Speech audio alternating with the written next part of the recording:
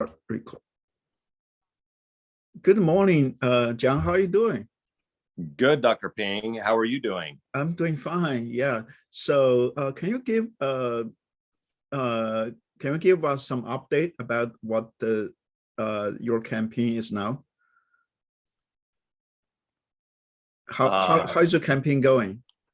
It's been very busy. Yeah. It's been very busy. Really right now it's been a matter of just developing our campaign literature and finalizing those things, getting them out on schedule, and also our advertising as far as on social media and everything, and then also just knocking doors. So that's a big part, and also getting campaign signs out. So it's a variety of things. I really can't remember the last day that I got to bed before midnight. It's been weeks. Yeah. Well, and especially now you have a new district, and the makeup is quite different from last time. Oh, very different. Uh-huh. They chopped away all of Johnson County from Right. District 3. Right, which is quite a conservative county. Correct. I mean, and the establishment did that on purpose. They did that it was a concerted effort to try to remove me from office. Right. Well, by this. Can you talk a little bit more about why they want to do that to you? Yes. Just being very clear about this. I was very clear about why I ran. I was very clear about what my platform was in 2020. Right. And I made multiple campaign promises, and I fulfilled all those promises and more. But some of the specific things, and one of the main things that got me involved was the issue of the preborn. My wife and I, we have ministered to the preborn here in the state of Indiana for years. We have been out at the abortion clinics as sidewalk counselors, and we have been trying to save the preborn, not only out at the local clinic, but also in the political arena. We have been pleading with legislators to pass the Protection at Conception bill. I think it's called the Protection of Life bill now. Same bill, authored by Representative Kurt Nisley, and that bill was authored in 2017. Oh, wow. And what was upsetting to me is that the Republican establishment, not the Democrats, the Republican establishment, along with Indiana Right to Life, was killing that bill in committee. In other words, they were making sure that bill never saw the light of day. Wow. That it never came out of committee. They never gave it a hearing. They never gave it a vote in the committee. And it was very upsetting. That went on for about three or 4 years. And then through a whole turn of events, I felt like the Lord called me to run back in 2019. Right. And so I ended up running in 2020. I won. And so now inside of the chamber, I have been pressing for the immediate end to all abortion immediately in the state of Indiana. And along with a lot of other conservative issues that are aligned with the Republican platform, Second Amendment, less government, less taxes, the platform of conservatism. But the establishment Republicans in this state, they don't align themselves with the Republican platform. They're very, very, I don't know how else to put it, they're rhinos. They're Republican and name only at best. And I would say that many of them are probably really they're the Democrats of really about 30 years ago in this country. Oh, wow. So, but the reason, but the bottom line reason is all that is they want to shut me up. Right. They want to shut me up. That's why they want to remove me from office. Yeah, and also they did pretty much the same thing to Kurt Nisley, right? Yep, exactly. They absolutely did. They rearranged his district so that they would make sure that they took another representative to run that representative against him. And here in my district, they have they went through actually 4 people to get somebody to run against me. They've had to actually fire through each one, and through turn of events, they were not able. The other 3 didn't work out, which is a long story. But so the 4th person right now that's running against me is she's a fourth pick. So okay, so that basically the establishment they find someone to run against you. That's correct. Yes. Okay, and all you did really is come down to is what like you said, it's in the Republican platform, right, is to, end abortion. Right. It's the Republican platform says it's the platform of life. It is the pro-life platform. I mean, and if you ask almost any Republican, they will say, whether it's in the House or the Senate, they will say that they are pro-life. But what does that word really mean anymore? It's like kind of like the word Christian. Okay. When you say Christian, what does that really mean? So you have to ask more exact questions.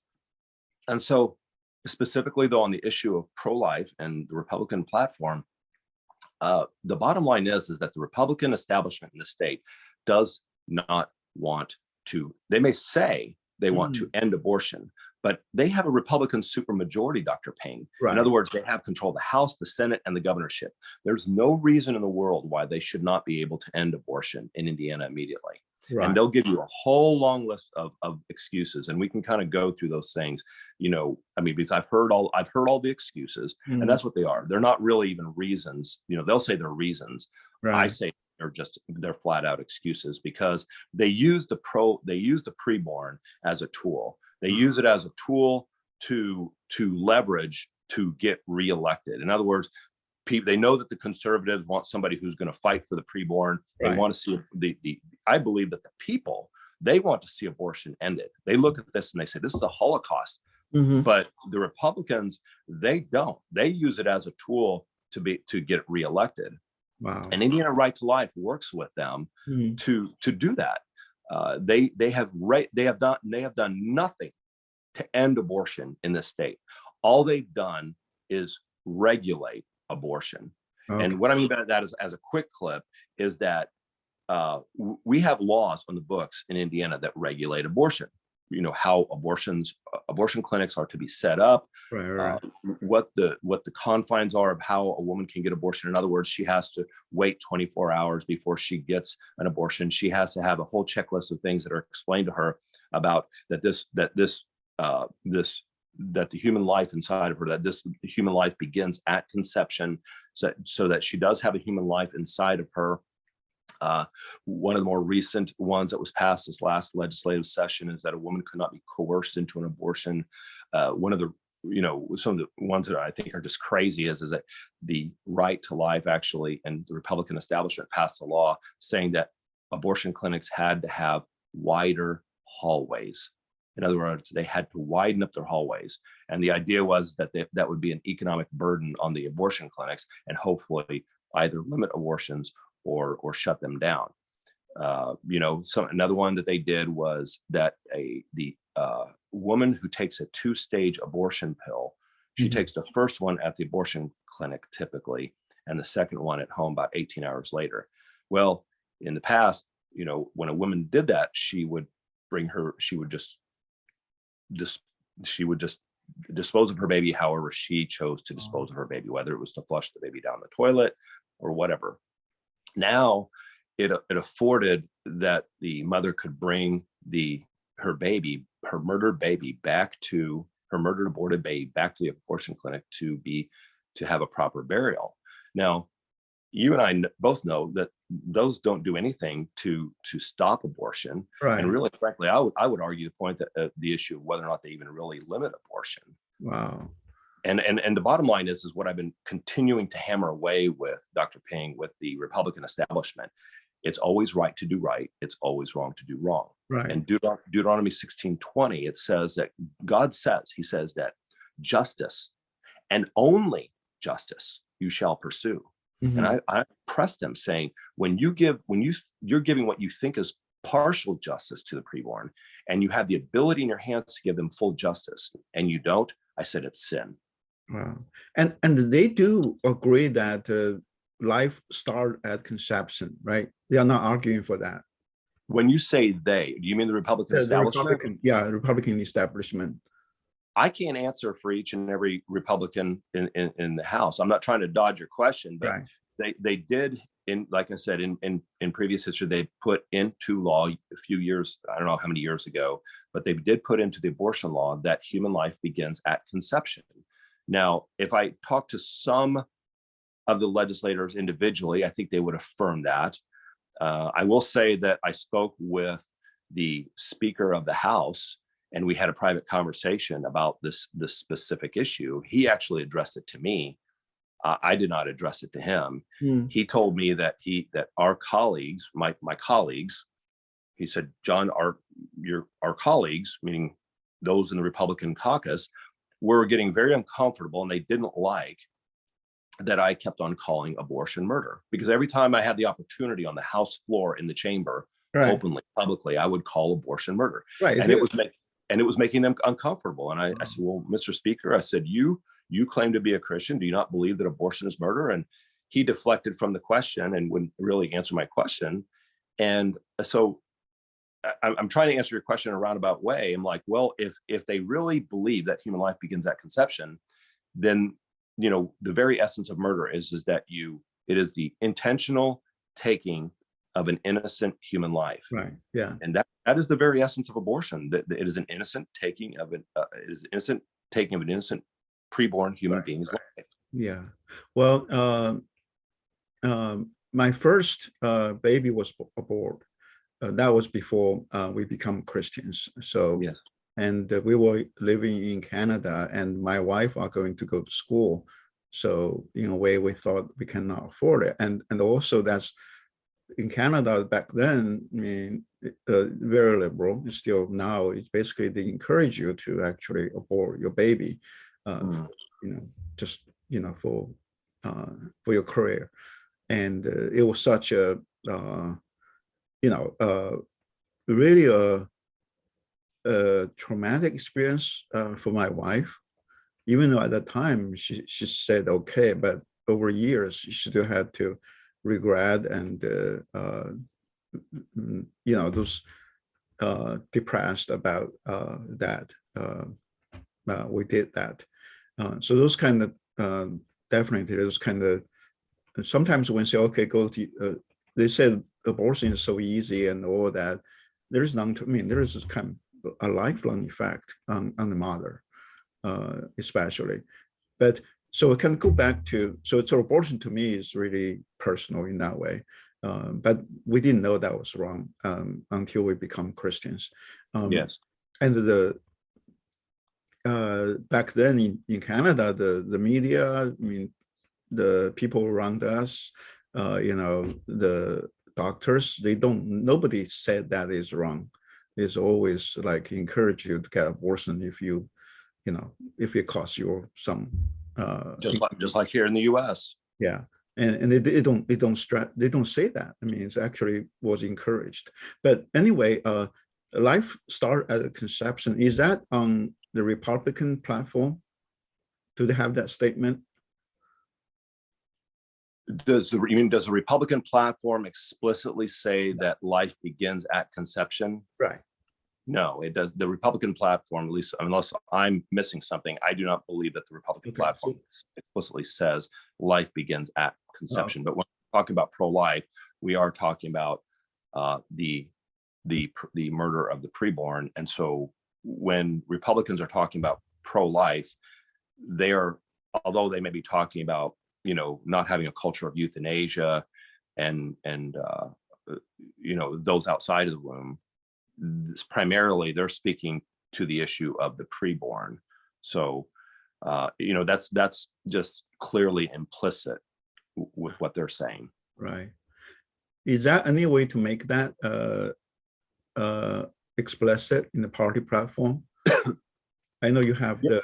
Yeah. Yes, there is actually the way, and this is something that we've discussed. Not I say we, those amongst the Liberty Life movement, and that is that we've encouraged those who truly are for the ending of all abortion immediately, for those who truly are for life and liberty and what the Constitution stands for, and what just all protection for all preborn, is for people to sign up to become delegates, the Republican delegates, so that and the reason I'm saying that is this. I mean, my wife and I have signed up to be delegates in the upcoming election. So not only am I running for state representative, I'm also running for Republican delegate. The delegates, they have a few different functions, but one of the functions is that they actually meet, I believe, annually, to determine what the Republican platform is. Right. So I think more and more, that the Republican platform is moving more and more liberal. I think we need more true conservatives on that are delegates so that we can pull the Republican platform back to really what it should be. Yeah, definitely. Yeah. Okay. So now we can talk about the organization, Rights to Life, right? Yes. Yeah. I heard that they didn't endorse you this time. Have they ever endorsed you? No, they have not. Okay. So the last election, I sent my survey into them, and they said they never received my survey. So I couldn't prove necessarily. I mean, maybe they didn't. I don't know. I turned in my survey. Okay. And I don't know what happened. So I'm trepid about saying, okay, well, they're lying. Right. So because Right to Life is not not an ally, I wanted to be very transparent and clear. So what I did was I actually emailed, I copied my survey, and I actually sent it certified mail with return address required for a signature back to make sure that they received it. So my RTL survey is one of the most, I filled it out that it's as pro-life as you can get. Right. I'm not for the regulation of murdering preborn babies. Right. I am for the immediate end of all abortion. Right. And Right to Life is not. We have the bill to abolish abortion, Representative Kurt Nisley's bill, the Protection of Life bill. And that bill has been killed in committee for the last 6 years by the Republican establishment. Not only by the Republican establishment, but also with RTL, Right to Life. When I say RTL, I'm meaning Right to Life, right. Indiana Right to Life. They are against this bill, against Kurt Nisley's bill. Wow. And so when you say, am I not endorsed by RTL? No, I'm not. And frankly, they're not the right to life. They're the right to, and I would even say that the right to some lives. All they do is they regulate abortion. And I'm not here to regulate abortion. I'm endorsed. I'm sorry, I have 100% rating and rated as a champion with Hoosiers for Life. Right. Now, Hoosiers for Life is the only organization in the state of Indiana that is truly for the immediate ending of all abortion in Indiana. And by the way, Dr. Ping, yeah, this pattern of the Right to Life organization being opposed to abolition bills in Indiana is not just in Indiana. It's across the nation where we have about a dozen or more other states where there's abolition bills in place. They have been fighting us. Oh, wow. For these abolition bills. Now, I can't presume necessarily on the intent or motive, but it would seem to me, I mean, Right to Life gets millions and millions of dollars from their donors. And if abortion is ended, it does take away for their whole function to exist. Oh, okay, gotcha. Yeah, because does that make sense? There's no need for that organization if abortion is prohibited.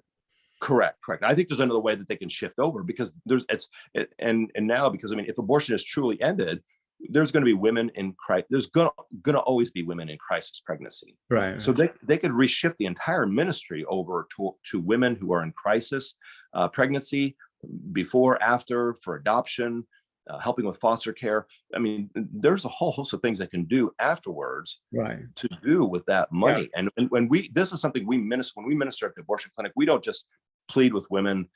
We share the gospel with them. We plead with them not to murder their baby, but we also offer help to them, and we also offer adoption. We offer them a whole host of resources and help if they're willing to take the step to not kill their baby. Right. Yeah, definitely. Yeah. So Rights to Life, that's a national organization, right?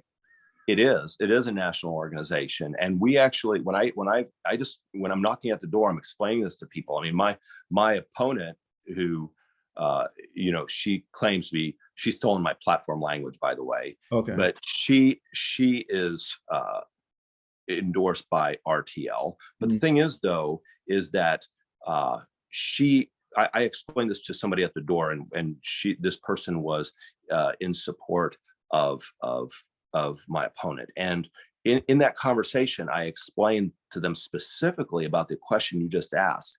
I told them to go out and look at two videos, two documentaries called one is Babies Are Murdered Here, and the other one is a more recent one. It's a follow-up to that. It's called Babies Are Still Murdered Here.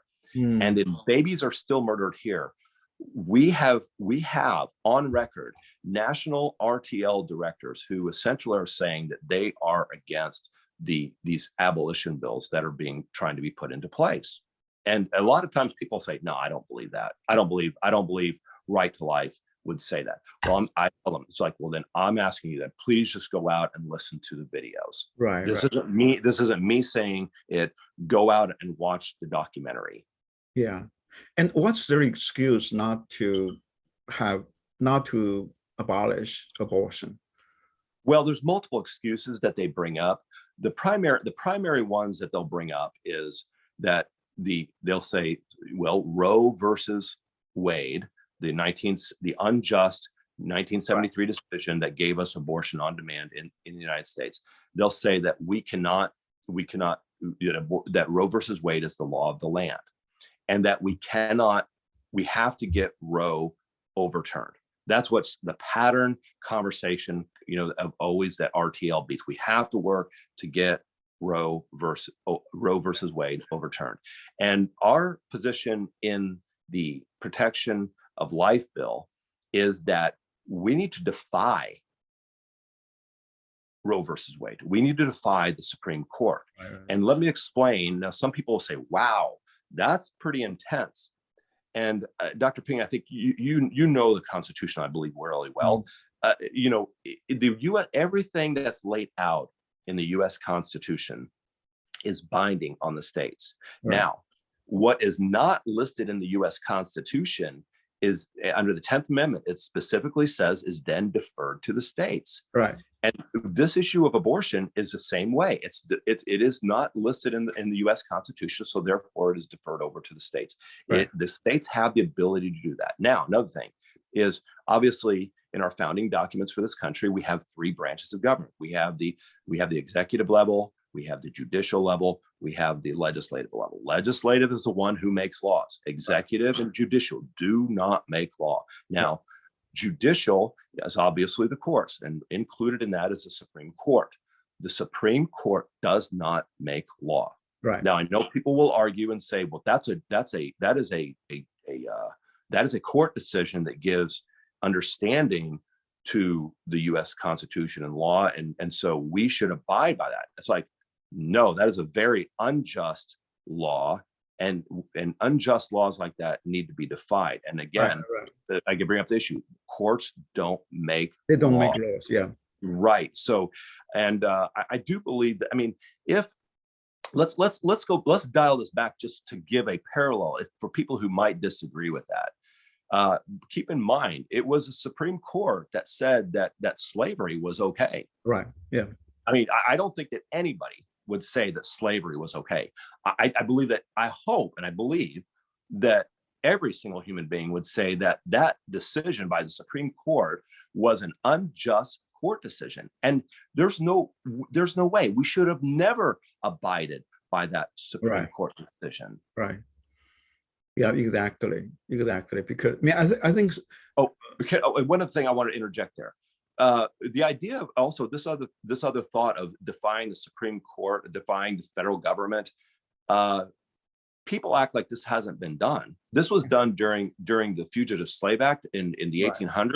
Right. Wisconsin defied the federal government with the Fugitive Slave Act when they had a slave that escaped into Wisconsin. And currently, even right now, Colorado, they have defied the federal government when it comes to the issue of marijuana. And they have told basically the federal government, you stay out of Colorado, we've legalized marijuana. And so they defied the federal government. California, sanctuary cities, same thing. They defied the federal government when it comes to sanctuary cities. Right. Well, I think this is something in a way is unique to America, is that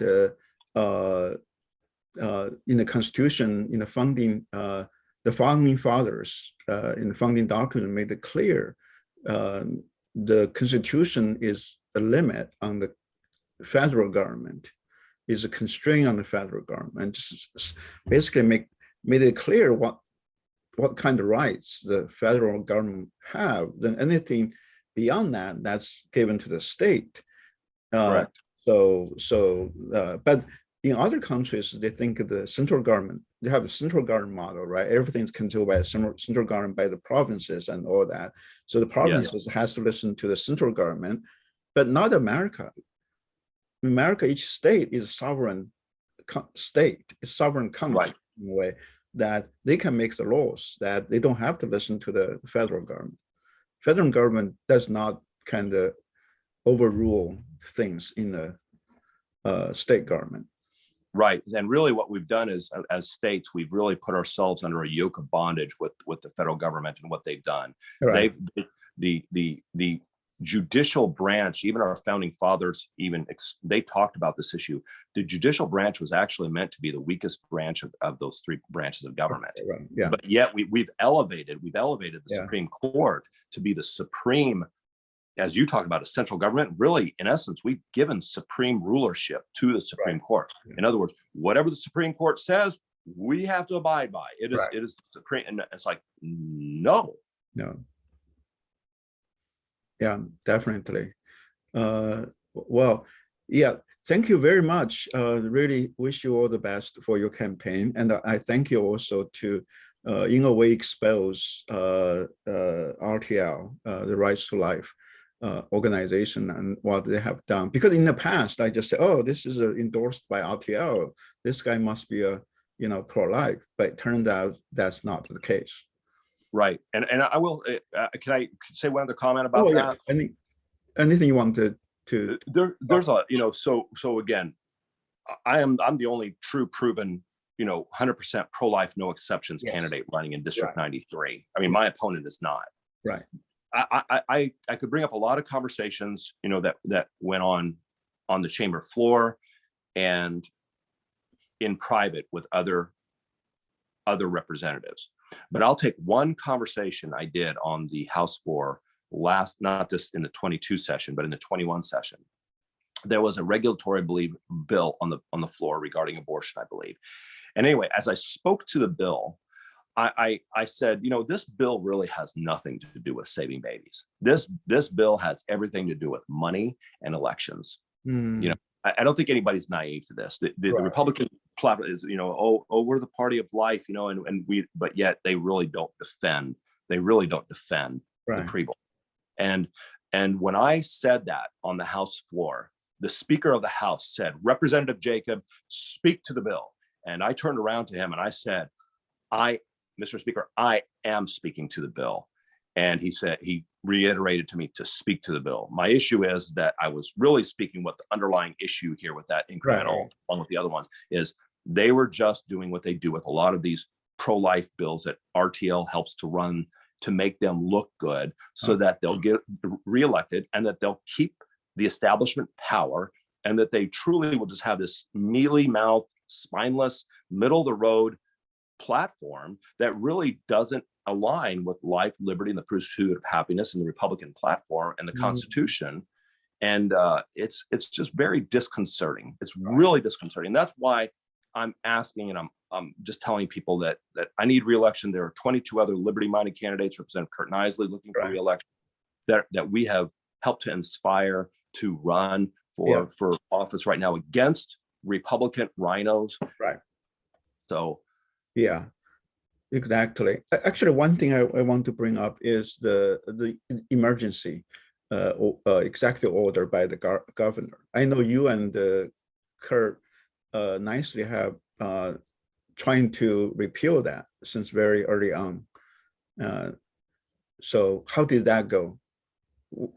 It didn't go well. We represent. You're right. How represent under Indiana law, we being the legislator, we can have a House concurrent resolution to end the governor's emergency order. We could author one, and then as long as it gets a constitutional majority vote and it's then voted through, it can end the governor's emergency order immediately. So you mean only just the House chamber Don't do you need I believe it has to go through the House chamber, and then that one, even the House concurrent resolution, I do believe that it has to get the Senate Senate vote as well. I have to go back and relook at the law on that one right? specifically. But anyway, you do mean we have the supermajority on both House and Senate. If they want to stop that emergency order, they can easily do that. Yes, if they wanted to end the governor's emergency order back then, they could have done that, but they chose not to. Right. So we pressed Representative Nisley, authored that House concurrent resolution. I co-authored with him. We kept on renewing that right. House concurrent resolution because the governor kept on renewing his emergency order, Mm. and we met resistance. It was in committee with Representative Dan Leonard, who is a Republican, and he was very angry with us. And when we tried to go to talk to him, and he refused to give the House concurrent resolution a hearing.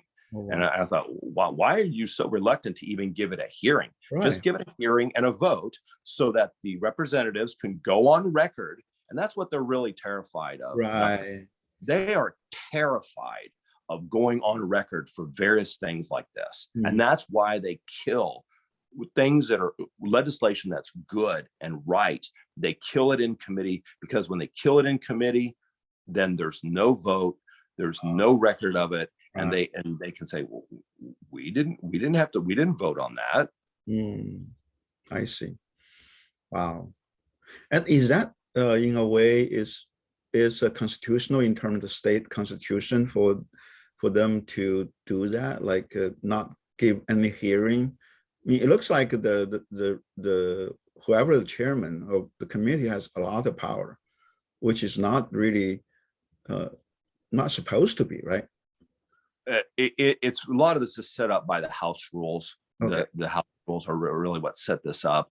And if we want to change that, the House rules have to be changed. But really, again, to get that changed, we need a turn in the dynamics as far as those that are in office in the House of Representatives.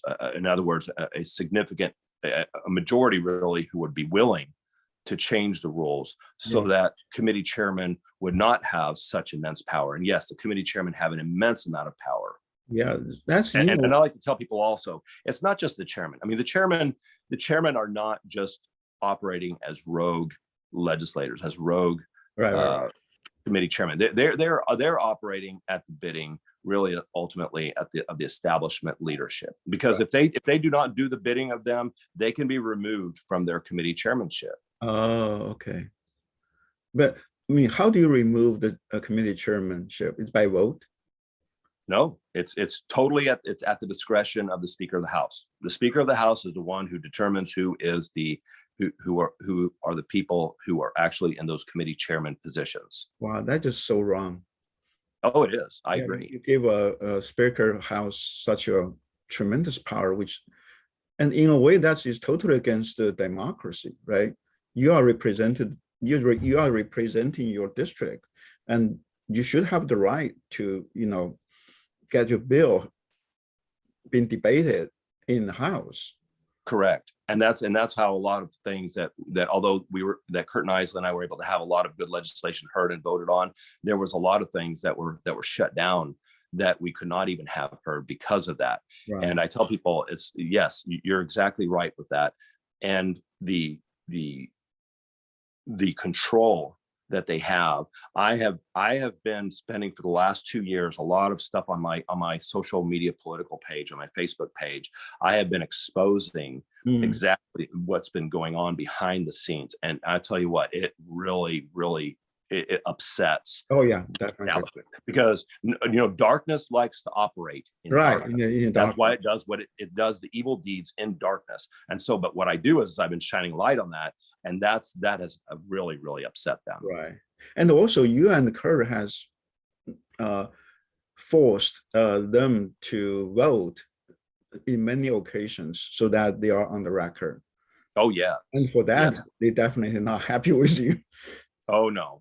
And but we with those votes, we were able to truly focus and show the people of the state of Indiana that the Republican platform, the Republican establishment, is not for we the people. Right.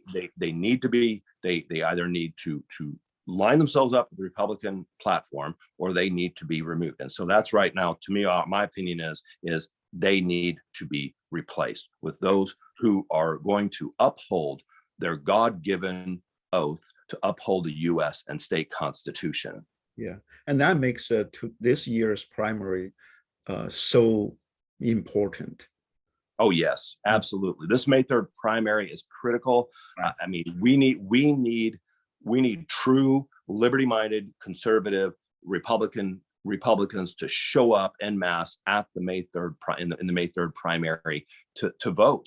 Right. And we need to be voting for those who are truly constitutionally minded. People like Representative Curtin Isley, people like myself, the other 22 candidates that are running in this state. Right. Exactly. For representative. Yeah, and also it's not just May 3rd, right? A lot of places started voting before that. Yes, I mean, already early voting here in the state of Indiana has already started. So yes, that's correct. So early voting has already started. And then obviously then, once primary is done, then we will have the general election in November as well. How early is the early voting for the primary?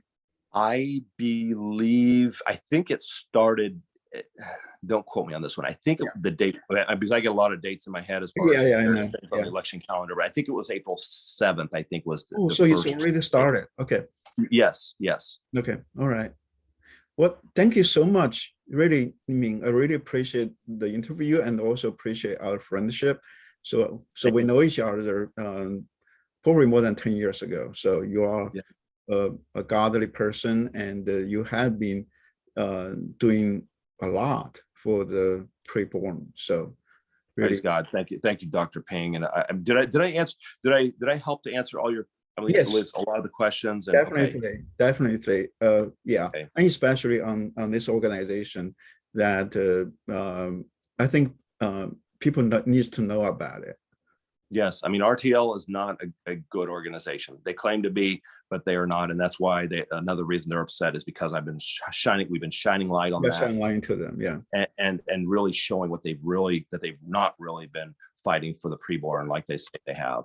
Yeah, and also the other organization, Hoosiers for Life. That's how you've been working with them. That's how now great organization is truly trying to end abortion, right? Yes, Hoosiers for Life is the only proven truly pro-life organization in Indiana that is fighting to end all abortion in Indiana immediately. Hoosiers for Life is the only one that has really been the one fighting for all preborn children. Yeah, and also like you said, like your ministry and a lot of organizations there who wants to end abortion, but they also provide help for people who for adoption, for all that. It's not just like the left like to paint a picture that if you shut all the abortion clinics, then the woman has to use like clothes hangers and doing the self abort. But that's not the case. It's like, they have, they have options to give their baby to be adopted. Oh yes, absolutely. Yes, absolutely. I mean, and that goes into a whole other long conversation of things we've discussed with women out at the abortion clinics, and a whole other host of things. I mean, regarding the whole adoption issue, right? And I mean, but yes, I mean, it's and again, and as I said, I started this whole conversation. It's always right to do right. Right. It's always wrong to do wrong. Human life begins. This is very simple. Human life begins at conception. And so once you answer that question, when does human life begin? At conception. So therefore, all preborn children have the right to be protected, just like you and me. They're the same as developmentally, they're not the same, but they are still human beings, and they still have the right to be protected, just like you and I. We would never think of legalizing a murder. Right. Exactly. Yeah. I mean. Yeah. But yet that's what abortion is. It's just legalized murder. Right. It is really just like you say, it's a murder. I mean, no matter how you slice it, you are killing an innocent life. And what make it that even worse, that's your own baby. Yes. So, yeah. Well, thank you so much. You're welcome, Dr. Ping. Thank you so much for having me on. You're welcome. Okay, bye. Bye.